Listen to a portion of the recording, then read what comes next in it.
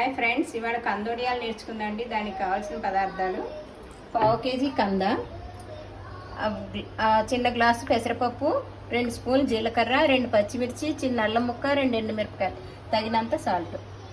ముందుగా కందని శుభ్రంగా కడుక్కుని చెక్కు తీసేసి సగం భాగం 2 భాగాల కింద చేసుకుని తురుమే దాంతో తురుముకోవాలండి.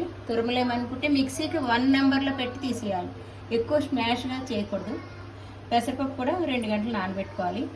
పెసరపప్పు, అల్లము, పచ్చిమిర్చి, మిరపకాయలు ఇవి కూడా 1 నెంబర్లో పెట్టుకుని చెక్క ముక్కలాగా ముందు ఎండుమిర్చి, అల్లం, పచ్చిమిర్చి, ఉప్పు వేసి మిక్సీ చేశాక అది బాగా అయ్యాక అప్పుడు పెసరపప్పు పెసరపప్పు వేసుకుని 1 నెంబర్లో పెసరపప్పు కనపడేటట్టుగా చెక్క ముక్క కింద చేసుకోవాలి.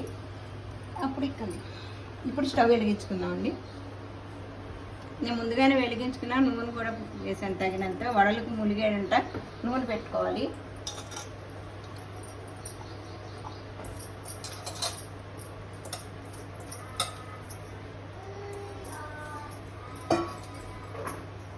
నూనె కాగుతూ ఉంటుంది. ఇదిగోండి, ఇలా తురుము పెట్టుకున్నాను.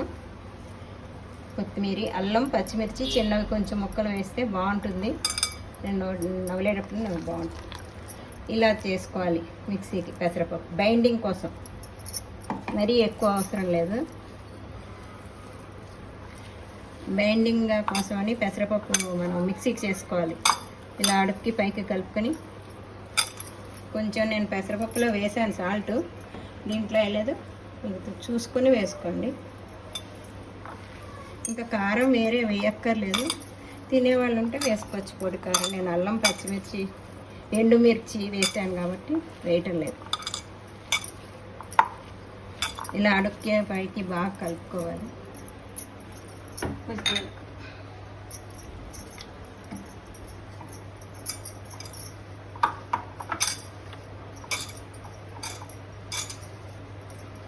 కొంచెం మీడియంలో పెట్టుకోండి, హైలో పెట్టి వేయించద్దు, ఇంకా లోపల వేగదు, పైకి వేయకపోయినట్టు మాడినట్టు ఉంటుంది. మీడియంలో పెట్టాలి మంట.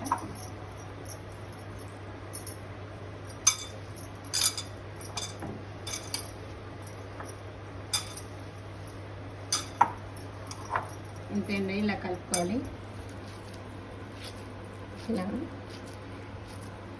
ఇప్పుడు తురిమేటప్పుడు కొంచెం నీరు వస్తుందండి అన్నట్టు, అది కొంచెం పిండేసుకోండి. మిక్సీకి వేసిన కొంచెం నీరు కింద పెసరపప్పు ఇది అని రాదు ఇలా చేయడానికి. ఒకవేళ నీరు ఎక్కువగా ఉంటే కనుక పిండేసుకోవాలి. కందలో ఉన్న తురిమినప్పుడు నూనె కాగిందో లేదు చూద్దాము. కాగింది. మిడిల్లోనే పెట్టాలి ఎప్పుడు. ఇవి అన్నంలో బాగుంటాయండి. విడిగా కూడా స్నాక్స్ కింద తినచ్చు. అన్నంలోకి కూర బదులు నంచుకుని వేడి అన్నంలో నెయ్యి వేసుకుని నంచుకుని తింటే చాలా బాగుంటుంది. ఇప్పుడు కంద కూరే కాకుండా వడియాల కింద కూడా తీసుకునేది చాలా బాగుంటుంది. ఇది పూర్వకాలపు వంట.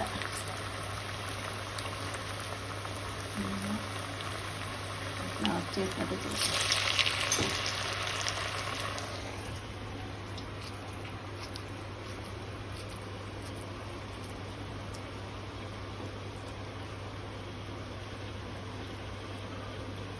ఇలా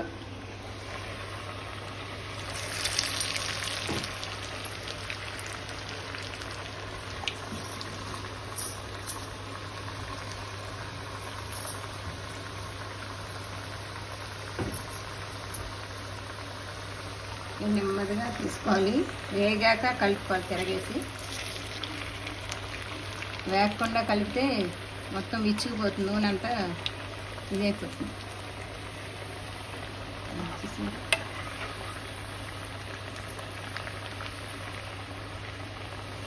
బాగా క్రిస్పీగా ఉంటుంది.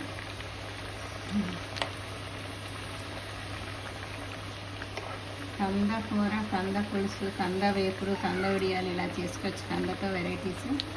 ఇది కంద వడియాలు. ఇంకా వేయాలి కొంచెం. ఇప్పుడు పెట్టుకోవచ్చు, వేగింది కాబట్టి కొంచెం ఫ్రై చేశాను.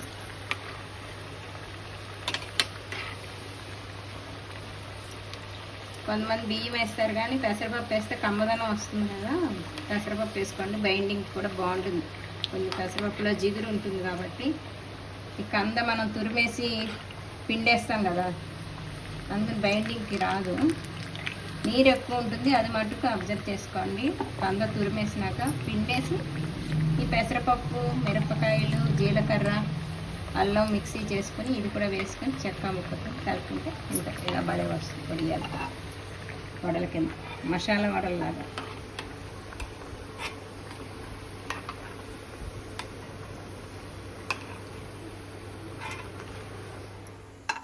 ఇవండి కందవడియాలు. ఇలా ఉల్లిపాయలు వేసుకుని నిమ్మకాయ జల్లుకుని కొత్తిమీరతో గార్నిష్ చేసుకోవచ్చు.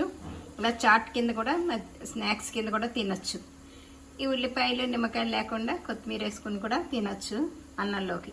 ఇలా తింటే ఎమ్మీగా ఉంటుందండి. లైక్ చేయండి, షేర్ చేయండి, సబ్స్క్రైబ్ చేయండి. Thank you.